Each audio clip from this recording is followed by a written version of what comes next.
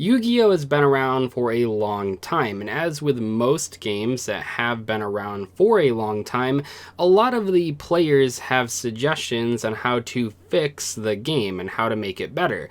And in Yu-Gi-Oh! I think a lot of the suggestions are really good. I think the game could be more budget friendly. We have been getting more reprint sets over the years than we used to, at least, but I think that Konami could do even better. I think that Yu-Gi-Oh! Could use an official online simulator. That would be really great. I think that Yu-Gi-Oh! Could use alternative formats if you don't want to play the standard advanced format. However, not all suggestions are perfect. I read tons of comments every single day about how to fix Yu-Gi-Oh! And while I understand where people are coming from with a lot of these fixes, they probably wouldn't actually work if they were implemented into the game. In today's video, I want to talk about the most common suggestions that I read in my comment section and that I've seen elsewhere online that probably wouldn't work. That's not to say these suggestions are terrible. I think they all come from a good place. I think people see a problem and then come up with a fix for that problem, but I also feel like sometimes people don't think about what other problems could come up if these changes were implemented. So in today's video, when I'm going through these fixes that I've read about, I'm going to talk about where they started and where they might be missing some of the other problems that would arise if they were implemented. For example, tribute summoning is in a pretty bad spot, and it has been for quite a while. We have seen tribute summoning decks at the top tables in tournaments with things like Monarchs or True Draco in recent times, and obviously way back in the day, tribute summoning was a great and powerful mechanic. But outside of those examples like Monarchs and True Dracos, tribute summoning as a mechanic has not been that popular in a long time. So a lot of people suggest, well, what if you gave players a tribute summon on top of their regular normal summon or set? So every single turn you would have that regular normal summon or set, and you would also have an additional summon that you could use for a tribute summon. That's not the worst idea, but it does create a lot of issues that I think players are not really thinking about. Maybe if the game was designed with this mechanic in mind from day one, this would not be an issue, but if you implemented this change right now, it breaks a lot of cards. Things like Vanity's Fiend and Vanity's Ruler and Majesty's Fiend obviously are all very broken, but then you also even have cards like Light and Darkness Dragon, which, while pretty outdated, might actually be viable if you implemented this change into Yu-Gi-Oh! There are tons of other examples, by the way, not just those sort of floodgating monsters that I just mentioned. You have plenty of combo decks that probably would like to play some key level 5 or 6 monsters if you were able to tribute summon them in addition to your normal summon or set. I don't think that this mechanic would ever be implemented into Yu-Gi-Oh! And if it was implemented, a lot of cards would have to be banned. Tribute summoning definitely needs help as a mechanic, but I'm not sure if this is the way to do it. Next up, and this one is kind of two different solutions, a lot of people have suggested either making every soft once per turn effect a hard once per turn, or just making every single effect in the entire game a hard once per turn. Now these are different, but they kind of fall under the same category of changing effects into hard once per turns that previously were not hard once per turns, but I will tackle each of them separately. So let's start with talking about making every soft once per turn a hard once per turn effect. I don't think that this idea is as bad as the other side, where people want every effect to be a hard once per turn, but I think it's not perfect either. If Konami made every single soft once per turn into a hard once per turn, just as a new rule update, there would be a lot of older cards that are suddenly way worse than they already were. For example, a card like Volcanic Shell, that is a soft once per turn. Does it really need to be a hard once per turn? turn? Not really. And it gets even worse when you make every single effect in all of Yu-Gi-Oh! A hard once per turn. That ruins a bunch of older cards and some modern ones. A card like Ronin Totem, for example, becomes pretty much useless if it's a hard once per turn. And that card is over 10 years old. Does it really need to also be a hard once per turn?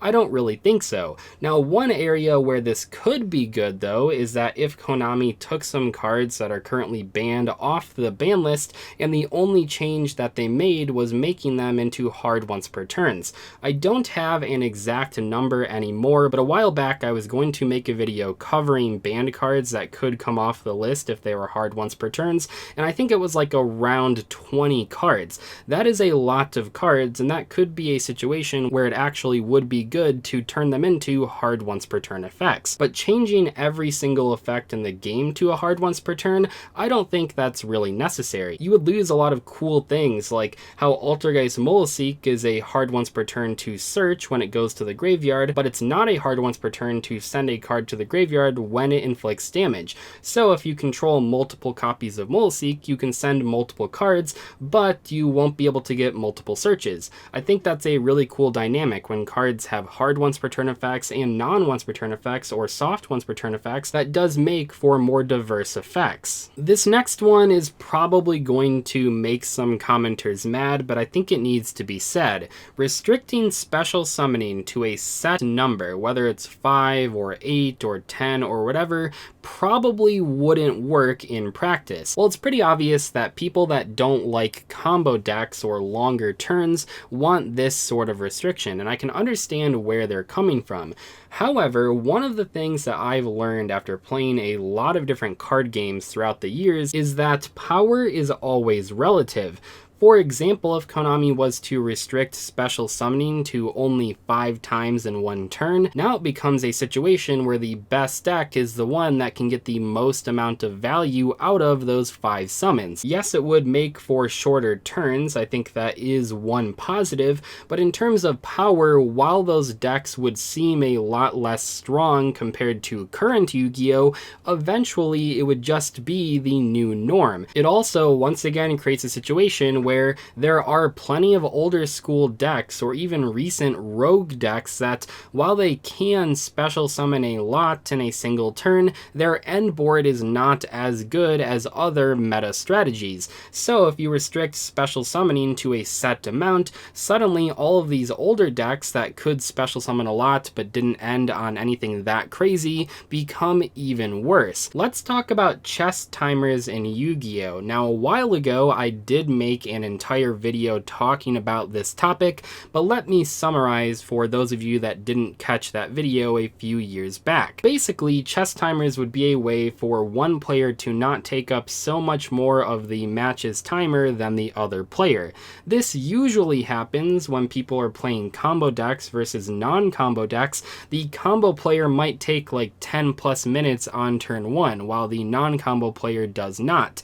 And that might seem a little bit lopsided, so players say things like, okay, what if you gave each player 20 minutes or 25 minutes, and while they're making plays, the counter for their side counts down. And that does work in chess, and it also works in online Yu-Gi-Oh! Fairly well, but in person it wouldn't really work. Yes, it works for chess, but one of the big differences between chess and Yu-Gi-Oh! Is that on your opponent's turn in chess, you can't really make any plays. In Yu-Gi-Oh! Though, it would be way too confusing to click the timer over and over again every single time your opponent summons a monster or activates a card and you want to think if you have a response.